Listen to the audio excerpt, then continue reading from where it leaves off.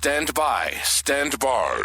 Switching from human mode to dad mode. Initializing sequence. In 3, 2, 1.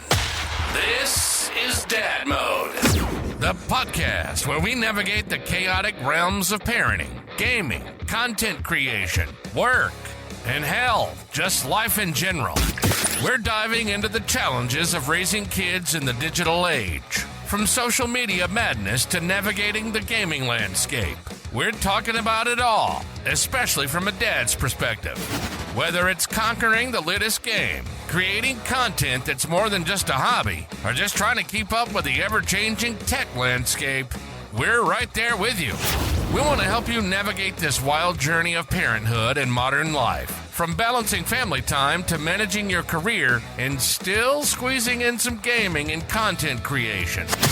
It's all about fun, some dad wisdom, and a whole lot of dad mode. Now your hosts, Bearded Nova and more.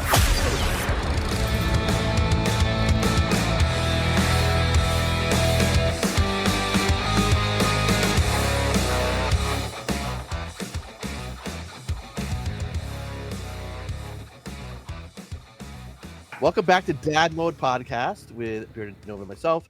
Today we are joined by the very first ever mom on our show, ChillinwithDev. Dev is a streamer, content creator. You can find her on Twitch. You can find her on TikTok. You can find her a lot of places, and she has one son, 7, almost 8 years old. And we're going to talk to Dev about everything to do with parenting. Getting this mom perspective is going to be pretty interesting. Because I'm sure that Beard and I are going to find that we're doing things messed up. Because it's usually the mom that doesn't get enough, but should get all of the credit in the house. At least that's the way it works in my house. And Keeps no, I'm not the house pandering to my in wife. control. Yes, I am pandering to my wife. Yeah, how are you doing? I'm doing well. Thank you so much for having me. How have you two been? Been a while since we've caught up. It has been a while. I'm Yes. doing great. Yeah, no, I'm doing great too. Your Yeah. audio seems really low for all of a sudden, Bearded. Okay. Hold on. Hold on. It's my side. All right. Yeah, no, I'm doing great. I'm doing good. You can edit that part out. Always going to do something. Oh, there's always something I need to cut out. At some point in here. There is. So Dev, you have one child. And the one question I love asking everybody, at least recently, is how has parenting changed who you were? If you can remember 8 years ago before you became a mom, like how things changed for you? Well, that's a really interesting question because I had my son when I was 20. So I can't really say that I knew who I was at the time when I had him. I was in a completely different relationship, living in a completely different town. Everything was spontaneous and fast, and I've changed so much as an individual since then. You evolved. Not just, yeah, I've evolved tremendously. And I would have to say, of course, a lot of it had to do with parenting, but also just growing up. When you're 20 and you have a kid, you have not grown up at all, even if you think you have. So either way, I would say I'm probably nowhere near the same person I was before I had my kid. Right. Yeah. At 20, you think, actually, you probably think you know a lot at 16 and 15, but you don't. And it just compounds by the time you're 20. Right. I find it amazing just in general, as I get older and the things that I learn, if I think back even 5 years ago, I'm like, wait, what was I doing then? You just, as a person, you mature. However, all this knowledge that you gain, as you try to pass it on to your child, they don't care. They're like, whatever, you don't know anything. But I don't know if your kid has got to that stage yet, but they will if they have. Probably not. We're getting into the argumentative stage, so it's coming. The early days. It's coming faster than I'd probably like it to. So Yeah. I hate that stage. Your kids. Well, Beardy, you have kids from newborn to what? 15? That's my oldest. So yeah. So you're all the stages. I've done all the stages. Still going through all the stages. The 15-year-olds like calm down though.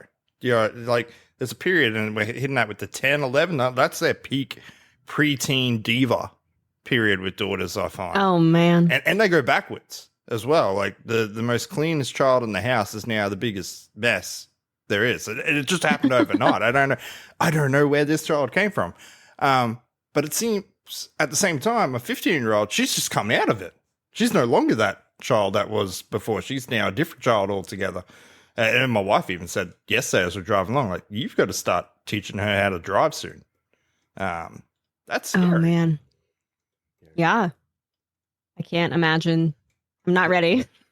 That is scary. Well, and it happens so quick. Like I was looking at a photo the other day, and I'm like, was he like 5 years? She's like, I was like, no, that was like from 4 years ago. Because my son now is taller than my wife. He's 12. And I'm like, oh, you're gonna be driving like 3.5 years, man. I'm not. My insurance isn't ready for this. And I don't think my want to get new heart's cars, ready. and we're like, neither one of us want to because we don't want him driving a new car. So Yeah. it's scary. So I said to you, my whole plan around driving is going to be driving sim. I'm going to set that up in the house, set it up with the car that I'm going to teach her to drive in, and just let her drive around in that for a little bit, just to get the feel for it before we go out on the road. Wish we had that, huh? Like I recently got the wheel, Bearded, the wheel and the whole setup for driving. And I'm watching my kid do this, and I'm like, "There's no way I'm letting you behind the wheel of my car." He's just he won't stay on the road. He loves if somebody passes me, go, "I'm gonna get you," and he just runs them off the road. He's like, "Dad, I'm a good driver, right?" No, bud, no. Fine This road isn't gonna rage work. skills. He probably watches me too much in the car. I try not to rage in the car because I know I've got two parrots sitting in the back seat. Anyway, so getting to some other questions here. So how do you look at your parenting style? Like, what would you describe your parenting style as, Dev? I would say it's kind of a blend between like traditional or old-fashioned parenting. I'm still pretty strict about things. I don't do the whole, okay, well, let's talk through that. I will with emotions, but if it's back talk, blatant disrespect, being sloppy, we try to snap him out of it pretty quickly. So I'd say it's a soft blend between a strict dictatorship and a calm democracy. So A calm democracy. somewhere in between. It depends on the day, depends on the situation. That's what mums bring. They level it out. To me, it would be all one end, not this balance. We also have to keep them on their toes, okay? If we're soft all the time, they'll take advantage. I constantly feel like I'm the hard one in the house. I've even said that to my wife a couple of times. I'm like, hey, like I sit there and I'm like, I know I need to get angry right now, but I look at her and I'm like, maybe you could do it this time because I kind of feel like I'm maybe overstepping. Yeah. As I said, when you get to this 10, 11, 12, the preteen, it's really fine line of what will set them off. So I kind of like, okay, if I keep doing this, I'm going to be the one that's the bad one, not constantly. She's the good one. I'm like, kind of need you to do a little bit of that stuff too. Mm-hmm. And I'm also working with a co-parenting situation. So when it's 50-50. So when my kiddo's at his dad's house and he comes back to my house, it's my rules, my expectations. And that's also very different too. So that's why I kind of have to be good cop and bad cop. Because my partner, he's great. He's amazing. And he'll step in when he needs to. But I think that instills even more fear in a child if the dad only steps in when he absolutely has to. So we brought that up with Nerdstorm. It's like this thing that happens when you have a child. You instantly get this new voice, this new demeanor and face where you're able to pull off something very quickly, very shortly. And like, I have this effect on people. Yes. Yeah. So it's interesting. So you're saying you had your son at a young age. Mm-hmm. I was older when I had my first kid. Well, obviously both of them. I had been married for almost 10 years before we had our first kid. And and so it was kind of opposite where like, you were just getting into adulthood and like you hadn't figured anything out, and now you have a kid. And so like that probably became a big part of who you were, who you are, right? For Yeah, me, it was like I knew absolutely. who I was at 30 or whatever. And then I had a kid and like, wait, everything's changing now. I don't like any of this. I don't want to not do the things that I was doing before, and I found that a very hard transition. I don't know that either your situation or mine is better or worse, Yeah. it's It challenging. it seems like they would probably be the same, because I'm kind of going through my transition now of, okay, my kid isn't completely dependent on me. He makes his own breakfast, he makes his own lunch. He can entertain himself for the most part. I wouldn't leave him home alone, but Right. I have more time and freedom on my own side. And so with streaming and content and just getting a chance to discover who I am, there's an inner conflict of, oh, I'm almost 30 and I still don't really know what I want to do when I grow up. But at the same time, like you said, having a kid so young, it became a part of who I was. So it's almost like, I would say they're the same, but just reversed. You knew who you were and you had to change everything to accommodate a child. And I accommodated a child, and now I have a chance to find out who I am, but it's also really weird. It's unknown territory. So I think that's something I didn't even think about, being 20. Your legal age over there is 21, where ours is 18. Yeah. So you didn't really get to full adult experience, really. No. Even and I was a time. rather good kid. Oh, I didn't really do too many crazy things, at least not with alcohol. And I was younger. So when I hit 21, my kid was turning 1, almost 2. So yeah, I didn't go to Vegas for my 21st. Control. I actually still haven't legally gambled, and I'm 28 years old. Yep. Wow. Yeah. So you don't stream on Kick? No, I'm kidding. That's a completely different conversation. That's interesting that you've still never legally gambled. It's here's how you do the experience. Take like $100, throw it in the trash.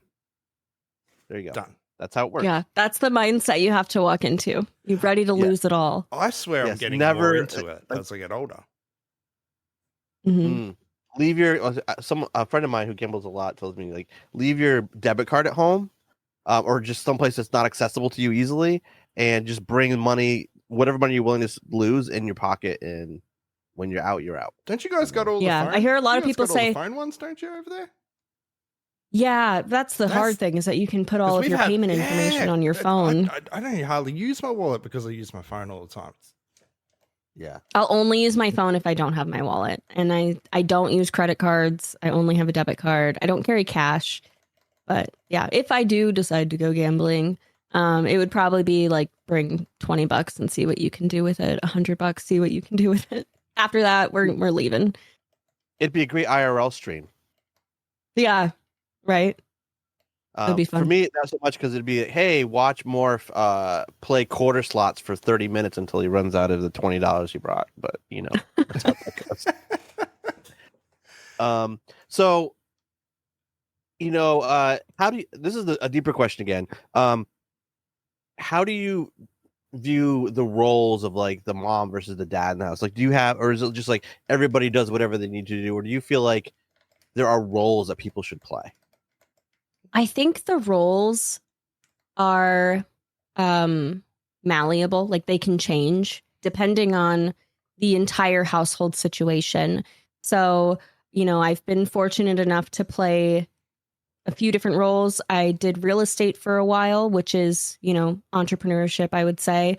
I've had a regular 9-to-5 multiple times, and I'm currently not working at all. So when the role changes for a partner, I believe that the parenting role changes as well. In a more traditional aspect, if one person is particularly the breadwinner or the person clocking in more hours, they shouldn't have to worry so much about keeping up the house, making dinner, doing homework with the kids.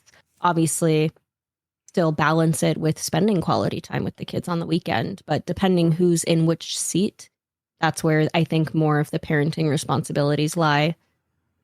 Yeah, that's pretty fair. I see that, and especially nowadays. Like most households, it's not like it was 50 years ago, where it was a single income household. Most households nowadays are two income. So Yeah. it is all about that balancing on, and especially the support with each other on who's been having a hard time, because you're not just carrying the emotional workload of the household at the same time. You've got your work, emotional life, and sometimes one outweighs the other. You know what I mean? It's not going to be too hard at home to pursue at work, and vice versa. You could have a horrible day at work and struggle to be a parent when you get home.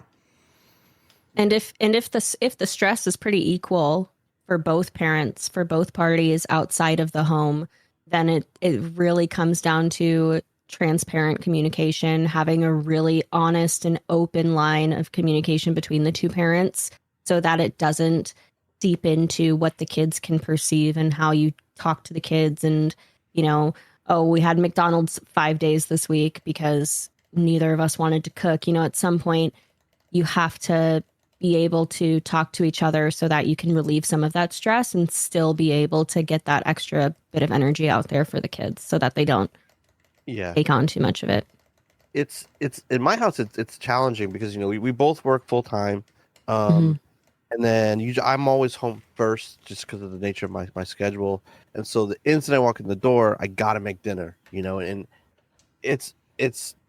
I didn't think that would be one of the most tiring things of being a parent. Is no chance to breathe all the time. Like you walk in, what's for dinner? I'm like, Jesus, I just need a second. I just need a second to breathe or go to the bathroom or something.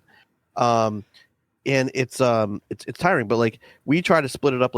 She gets up before I do, so she always handles breakfast, and then I get home first, so I always handle dinner, and then we both kind of split bedtime or whatever, or do it together or whatever.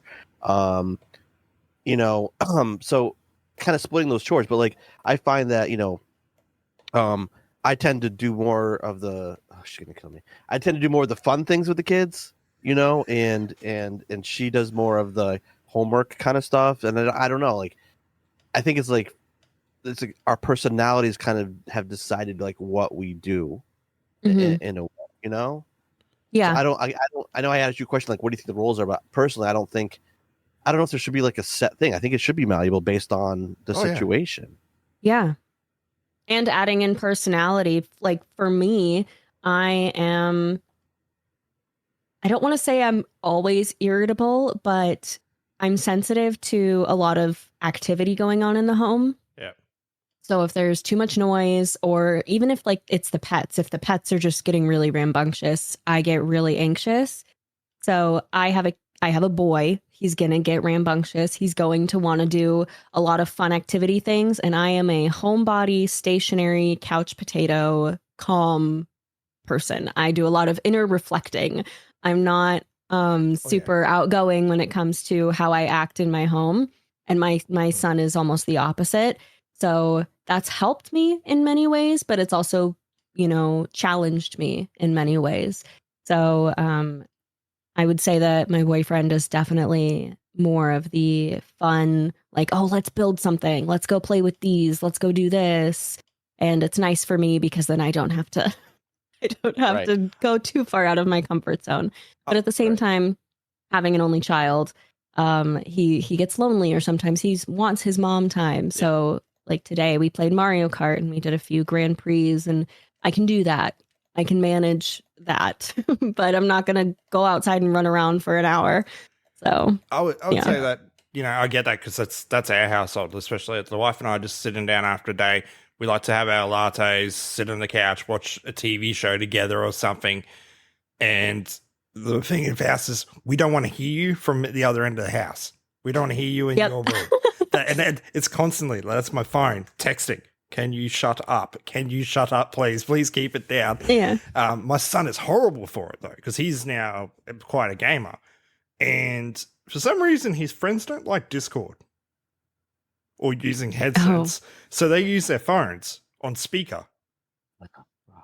Whoa. That's so strange. So strange. It's so frustrating, too, because you're sitting there, it's 10 o'clock at night, and you can actually hear their friends yelling through the phone. That's how they do voice chat, as kids do nowadays. Either it's a FaceTime call or something like that. And it's so hard to put up with it. I feel like I'm an asshole all the time coming in there going, come on, dude, come on, dude. And boys, they really just like to test you with everything they do. I hadn't brought this one up because he had a friend come over the other week, and I don't even know where to begin. Left because my two of my children don't live with us, so we're a blended family, and our youngest is she's together. So he had a friend come over the other fortnight, and when they left, I'm like, dude, can you just clean the room, your rubbish, all that stuff? You know, 2 12-year-old boys, you know, it's going to be a mess gaming in there all weekend. And he kind of did, and he just kind of pushed it underneath the bed, and we closed the blinds in his room when he's not there just so it doesn't get too hot and keeps everything safe. And my wife's gone in there, and she's seen the rubbish. And then she started looking because, you know, you see a little bit, you start seeing, okay, where else is this stashed, as a parent does? Oh, yeah. She found a tampon in his room with blood on it. Okay. So all what I can think of is I'm driving along, I get this a picture of it going, what the fuck is this? I'm like, dude, what the hell is this? He couldn't tell me. It turned out, and this is his logic, he scratched himself in the night. So he went into the bathroom, and for some reason, he saw his sister's tampons and decided, fine, that's what I'll use as a Band-Aid. And then put that on his... Sure. Ultra absorbent Band-Aid. But that's what I was gonna heal up real quick. I was thinking for myself, I'm like, what went through his head here? Like, honestly, where did this come from? And I even said, dude, you could have used toilet paper. You know where the Band-Aids are. Like, there's so many things you could have used before using a tampon. And then it realized, to him, that's funny because that's probably what they've, you know, they're going through, learning all that stuff at school now, again, it's that high school period. So he kind of knows I guess he must know what they're for. And that's what he's decided to do to be funny for his friends. It's like, oh, great. Yeah. Also kind of probably breaking the sister's privacy a little bit. Maybe it would embarrass the sister, you know? Yeah. Because I grew up with a couple siblings too, so I can see that.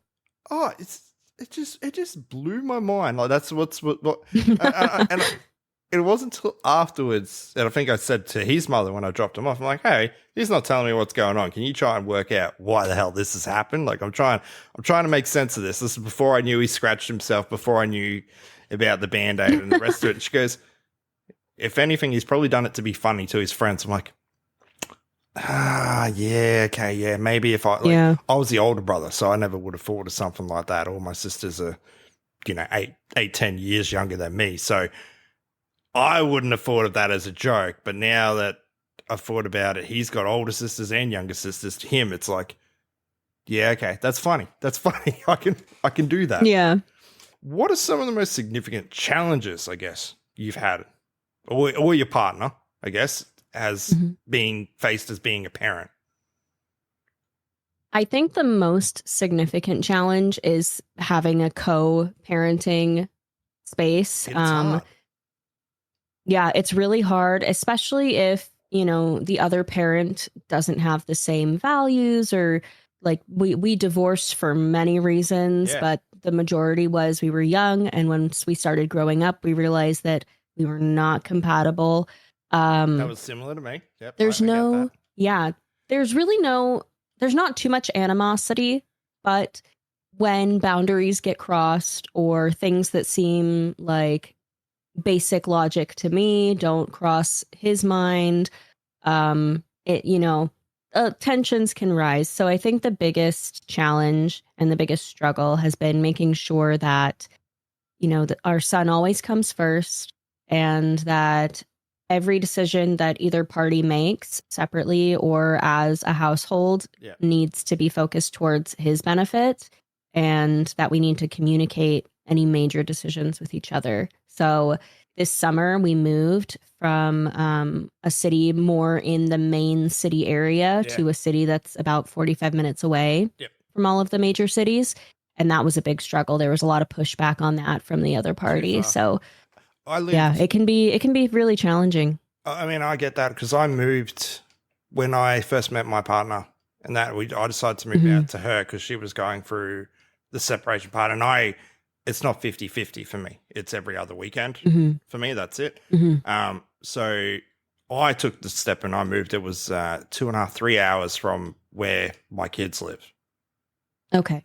And I get that because I got a lot of pushback from the other side. Oh, you just can't be there in the afternoon after school and stuff like that. I'm like, that's not something I'm doing now, though. I can't do that. Like, I've made this choice. Exactly. I've kind of had to make this choice, one for me and my life, because my life isn't completely tethered to there anymore.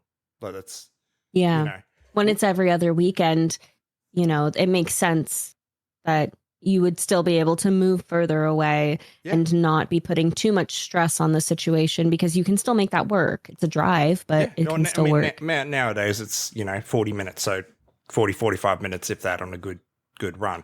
Yeah, that's not bad. But I get it. Like, I find over the time as well that the conditions between and the relationship between their mother and myself actually has changed over periods. So at first it was very, very civil, very straightforward, talked a lot, communicated.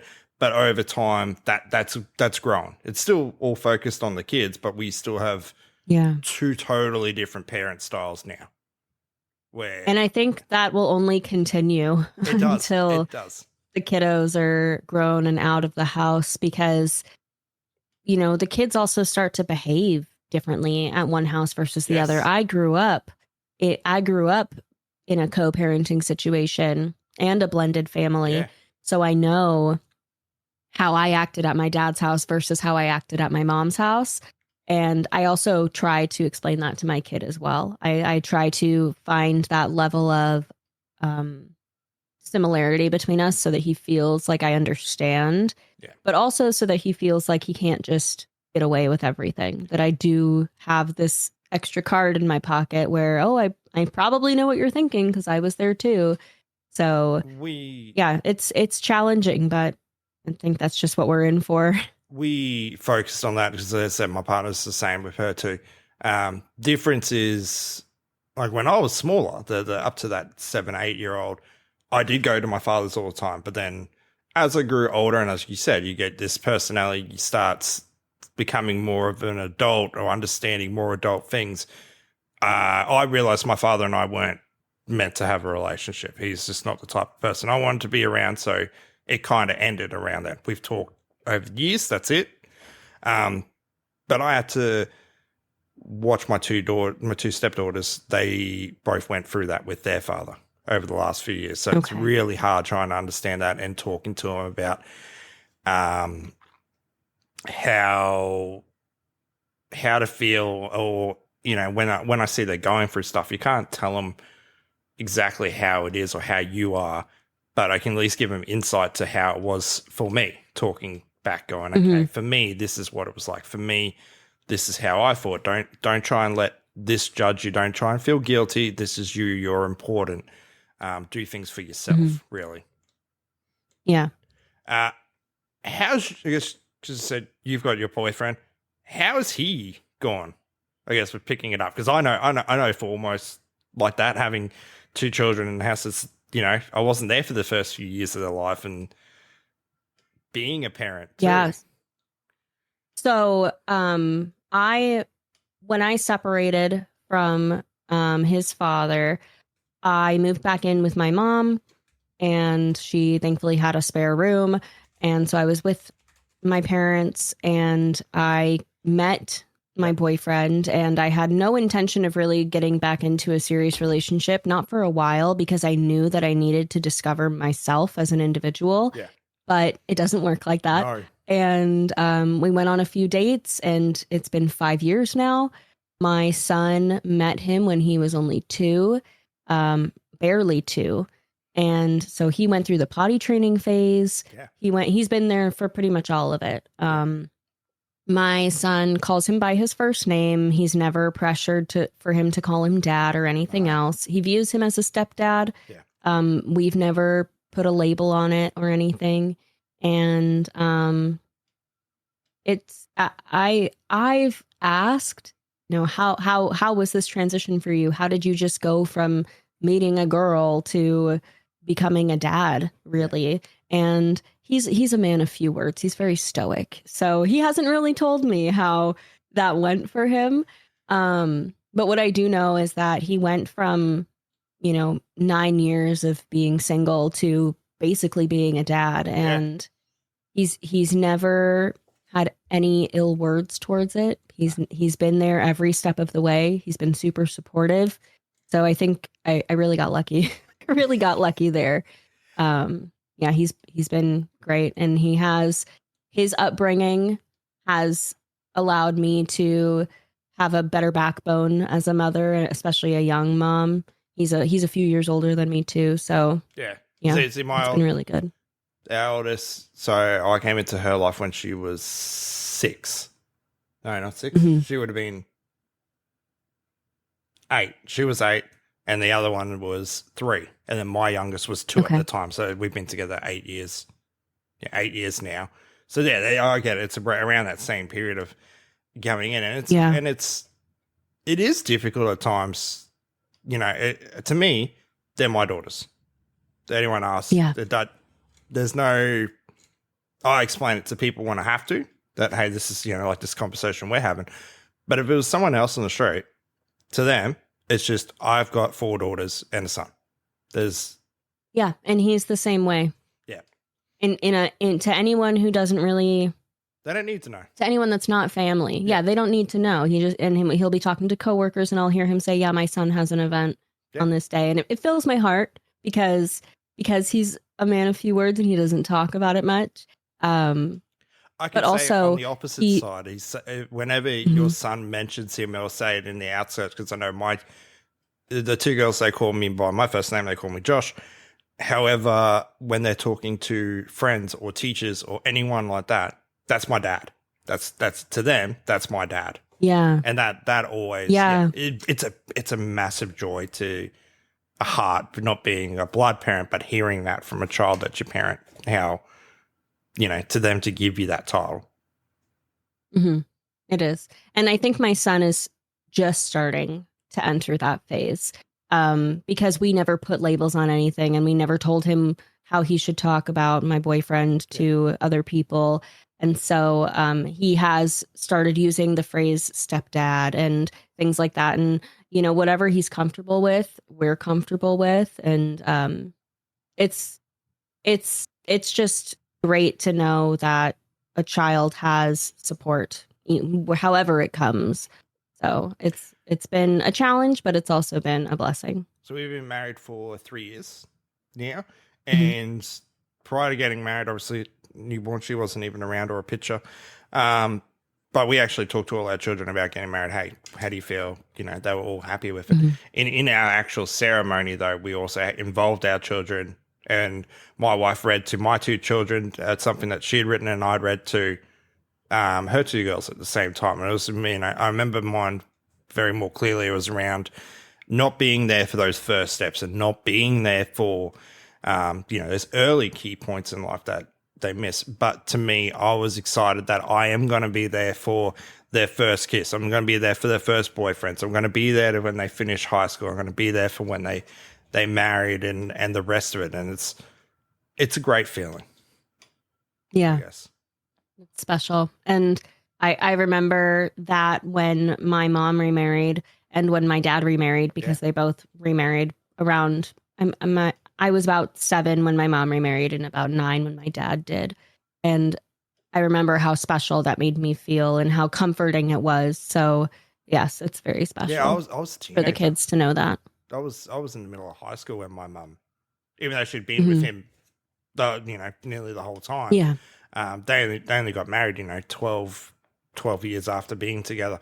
And I actually was the one that walked my mother down the aisle for that day. I remember doing that. That's so special. My father, he's been married like 4 times now. So that lost meaning a long time ago. But I do have a brother there who I'm very close with still. I'm thinking, what I might do is, because Morph's had his issues we might wrap this first episode up here and then see if he comes back. And then we'll carry on with part 2, which will be technically tomorrow, but for us, in like 10 minutes. You've been listening to Dad Mode. Our passion is navigating this wild journey of parenthood and modern life. From balancing family time to managing your career and still squeezing in some gaming and content creation. And no matter what the women say, they will never be able to pry the controller out of our cold, dead hands. Anyway, we hope you enjoyed the show. If you did, find us on Twitter, TikTok, and YouTube at Dad Mode Podcast. And we can be found on every podcast site at Dad Mode Podcast. Y'all be cool. See you next time.